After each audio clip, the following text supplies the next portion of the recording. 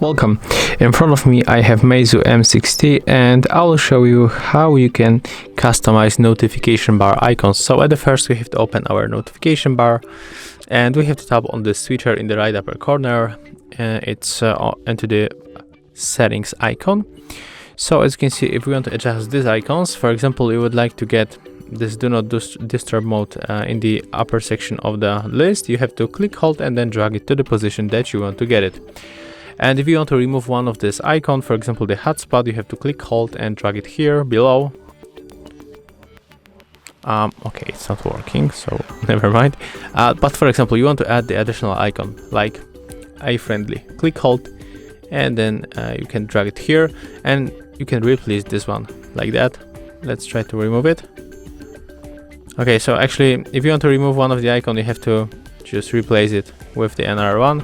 And when you tap right here, it will be finished. So as you can see, that's how we can adjust the notification bar icons on the MEIZU M6T. Thank you guys for watching. Leave thumbs ups, comments, and subscribe to our channel. See ya!